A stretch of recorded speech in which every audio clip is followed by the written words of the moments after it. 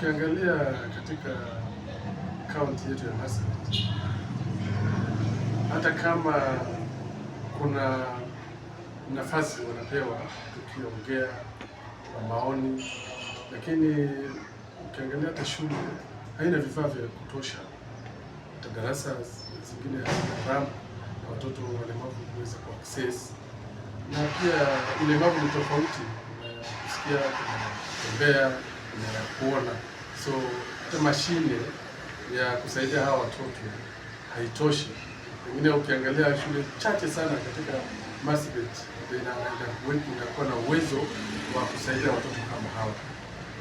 Mimi naweza sema nikitoka na pale ambapo kazi nimefanya pande hiyo kwa muda, utapata shule chache sana ikihost watoto kama hawa kusaidia. Pia shida zingine ni walimu, sababu mashine na walimu pia wanafaa kuwa na skills ya kutosha, na mwalimu unless apate hiyo nafasi ya kwenda kusomea pia haiwezi kuwa rahisi. Kwa hivyo hao walimu pia ni wachache. Tunaweza sema hata kama tunasherehekea siku ya watoto wa Afrika duniani, bado kuna changamoto na bado kuna kazi nyingi ya kufanya, na ni maombi yangu kuomba serikali pamoja na washikadau wengine waweze kuja pamoja, tuweze kuweka akili yetu pamoja na resources zetu zote pamoja kuangalia haki ya watoto.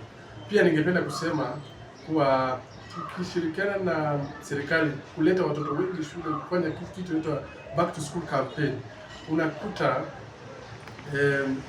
wazazi wengi wanaficha watoto wenye wako na ulemavu. Nafikiri pia niliwahi uliza mtu fulani kwa sababu gani tunawaficha, nikakuja kuona pia kumbe hawa wazazi pia wako na burden, na inafaa pia watu wote wajitokeleze, tuweze kuongea hii mambo, tuongeleshe, tuwapatie hata wao wazazi pia kitu inaitwa psychosocial support. Ni kama mtoto yako ni mgonjwa forever, disability ni kitu kama hiyo, lakini pia ni mzuri ukubali mtoto kama zawadi kutoka Mungu. Ni zawadi, hawezi chakua mtoto gani anakuzalia, anazaliwa kwa nyumba yako ama kwa boma yako, huwezi jua. Na pia watu wengi sana duniani wenye wako na hiyo ulemavu, hata pengine ya mkono ama ya mguu ama ya macho, lakini wanaweza kuwa madaktari. Nimeona daktari ambaye hawezi tembea, lakini ni daktari mzuri sana, competent doctor. So na wengine wanasiasa, ukiangalia mfano ya senator ya Baringo, Senator Malo Kosgei, Askofu Kosgei, ukiona vile maoni analeta, ni maoni mzuri sana hata kwa bunge la Kenya.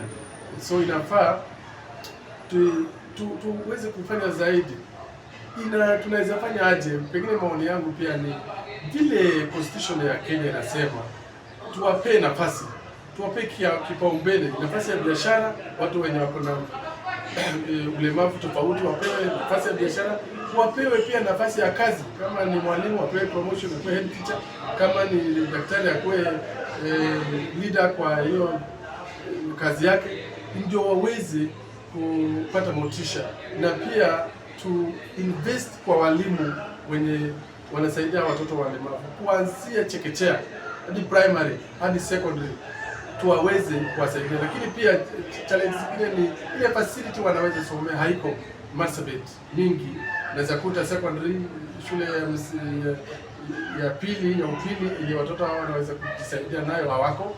Niliwahi patana na mtoto kutoka Emmanuel Legima, na ile shule angefaa kusoma zaidi huko na Thika. Sasa unaweza kukuta sasa mtoto amesoma mpaka primary maliza, lakini hawezi endelea na hii masomo. So inabidi watu wote, watu wa dini, watu jamii yote, hata leaders wakuje pamoja tuweze kuendelea kusaidia. Hata kama tuko na furaha kusema leo tunasherehekea siku ya watoto wa Afrika, na tunajua watoto walifanya kazi gani ndio waweze kuliberate nchi kama South Africa. Hata leo tunafaa kusikia watoto.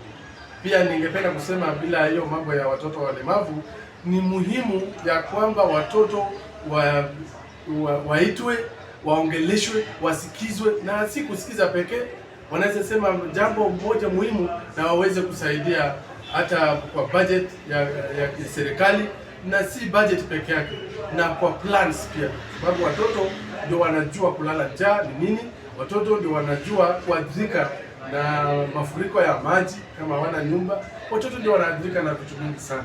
Ningependa kusema asante. Mungu awabariki Radio Jangwani.